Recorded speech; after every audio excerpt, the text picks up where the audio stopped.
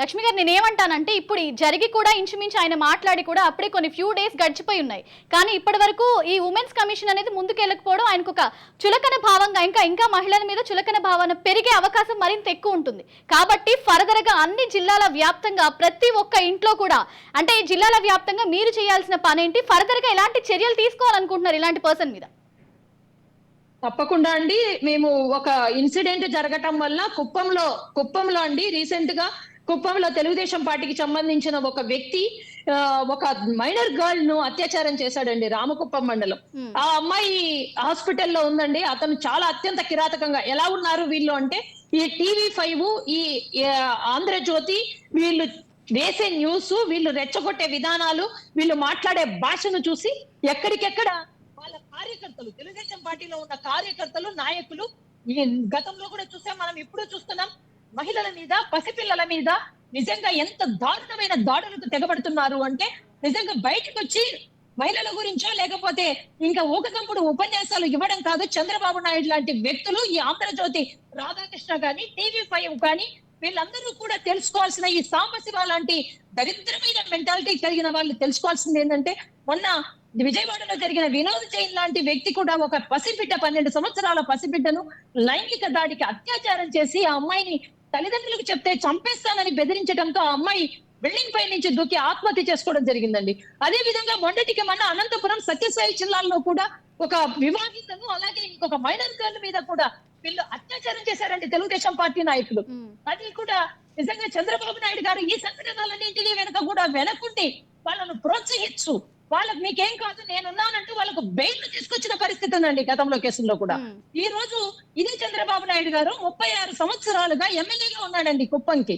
అదే కుప్పం నియోజకవర్గంలో రామకుప్పం అనే మండలం దగ్గర బల్లబల్లి అండి ఆ విలేజ్ పేరు. నేను స్వయంగా వెళ్లి ఆ బాలికను పరామర్శించి ఆ బాలిక వైద్య సహాయం గురించి, అదే విధంగా అమ్మాయి కౌన్సిలింగ్ గురించి, ఆ అమ్మాయి వాళ్ళ కుటుంబ సభ్యులతో మాట్లాడి రావడం జరిగింది.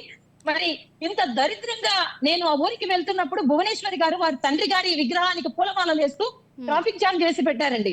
నిజంగా ఒక పదుల సంఖ్యలో కార్లు పెట్టుకున్నారండి ఆ వెనకమ్మడి.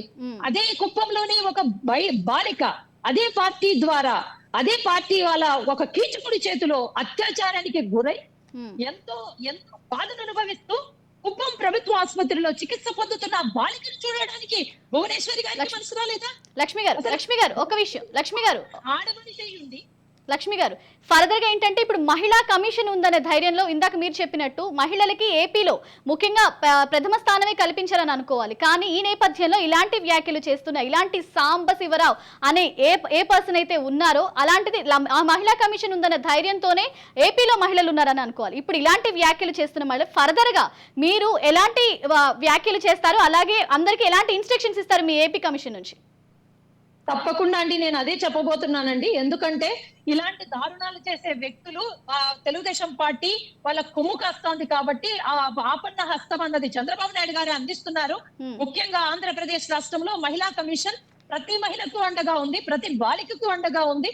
ఎక్కడ ఏమి జరిగినా సరే అది వర్క్ ప్లేస్ హరాస్మెంట్ కానివ్వండి, హత్యలు కానీ, అత్యాచారాలు కానీ, అదే విధంగా మహిళను కించపరిచే విధంగా ఎక్కడ ఏ దూషణ జరిగినా కూడా మహిళా కమిషన్ ఎల్లవేళలా ఆంధ్రప్రదేశ్ రాష్ట్రంలో వాళ్ళను కాపాడుకుంటున్నామండి. మేము వాళ్ళకు అండగా నిలబడుతున్నాం. వాళ్ళకు న్యాయం జరిగే విధంగా, వాళ్ళకున్న చట్టాలను రక్షించే విధంగా మహిళా కమిషన్ ఇమీడియట్ గా పనిచేస్తుంది ఆంధ్రప్రదేశ్ రాష్ట్రంలో అని అందరికీ తెలుసండి. కాకపోతే ఈ రాష్ట్రంలో ఉండకుండా, ఈ రాష్ట్రంలో లేకుండా వలస పక్షులైనటువంటి ఎక్కడో హైదరాబాద్ స్టూడియోలో కూర్చొని పిచ్చి పిచ్చి కూతలు కూసే సాంబశివరావు లాంటి వ్యక్తుల మీద కూడా మహిళా కమిషన్ చర్యలు తీసుకుంటుంది. అదే విధంగా తప్పకుండా అలాంటి వ్యక్తికి బుద్ధి చెప్పే వరకు మీరు ఎలాంటి ఇప్పుడు ఏ విధమైన గ్యారంటీ ఇస్తారు? ఇప్పుడు ఒక మా ఛానల్ ద్వారా అనుకోండి, మీరు ఎలాంటి గ్యారంటీ ఇవ్వదలుచుకున్నాడు? ఇప్పుడు ఈ సాంబశివరావు లాంటి వాళ్ళు ఇలాంటి వ్యాఖ్యలు మరొకసారి రిపీట్ అవ్వకుండా ఎలాంటి గ్యారంటీలు ఇవ్వదలుచుకున్నారు? తప్పకుండా అండి, మేము అదే చెప్పదలుచుకున్నాను. ముఖ్యంగా ఏంటంటే గతంలో ఒక అత్యాచార బాధితురాల్ని పరామర్శించడానికి మా కమిషన్ చైర్పర్సన్ గారు, మా మహిళా కమిషన్ చైర్పర్సన్ గారు వెళ్ళినప్పుడు చంద్రబాబు నాయుడు గారు ఆమె మీదే దాడికి ఉసిగొల్పే విధంగా క్యాడర్ ను ఉసిగొల్పారండి. అక్కడ మంది మార్పలంతో అమ్మాయిని చూడకూడదు, ఇలా బల ప్రదర్శనతో రాకూడదు, ఆ అమ్మాయి ఫోటో కానివ్వండి, ఆ అమ్మాయి విషయాలు కానీ రివీల్ కాకూడదు మీడియాలో అనే ఉద్దేశంతో వాసిరెడ్డి పద్మ గారు ఎంత చెప్పినా కూడా అతను వినకుండా వాసిరెడ్డి పద్మ గారు మనం చూసుకుంటే చంద్రబాబు నాయుడు గారు కమిషన్, మహిళా కమిషన్ అప్పుడు నోటీసులు ఇచ్చిందండి. అదే విధంగా పవన్ కళ్యాణ్ లాంటి వ్యక్తులు మహిళల గురించి బహిరంగ మీటింగుల్లో ఈ విధంగా దుర్భాషలాడుతూ ఎక్కడో ట్రాఫిక్ అని తర్వాత భరణం ఇచ్చి భార్యను వదిలించుకోవచ్చు అన్న వ్యాఖ్యలు చేసిన పవన్ కళ్యాణ్ కూడా మేము నోటీసులు ఇవ్వడం జరిగిందండి. కానీ ఏమవుతుందంటే అసలు నోటీసులు మాకు మీరెవరు ఇవ్వడానికి, మేము చట్టాలకు అన్నింటికీ అతీతులము అంటూ. లక్ష్మి గారు, మనం కంక్లూడ్ చేసే ముందు నాకు ఒక విషయం చెప్పండి. ఇప్పుడు చంద్రబాబు నాయుడు గారి విషయంలో ఏదైతే నోటీసులు ఇచ్చి ఆయన అరెస్ట్ చేయడం వరకు వెళ్ళినా మీ ఉమెన్స్ కమిషన్ ఏదైతే ఉందో, ఇప్పుడు సాంబశివరావు విషయంలో ఎందుకు వచ్చి అరెస్ట్ చేసే వరకు వెళ్ళలేకపోతున్నారు? వెళ్తారా? తప్పకుండా వెళ్తామండి, తప్పకుండా వెళ్తాము. అరెస్ట్ చేసే వరకు కూడా వెళ్తాము. మేము మా చైర్పర్సన్ గారితో ఒకసారి మేము మాట్లాడి తర్వాత ఏం చర్యలు తీసుకుంటారు, ఏ విధంగా వెళ్ళాలి అన్నది కూడా మేము తప్పకుండా దీని మీద ఇది చేస్తామండి. నేను నిన్నంతా కూడా అందుబాటులో లేకపోవడం వల్లనే మాట్లాడలేదండి. నేను ఈ రోజు మాట్లాడతాను.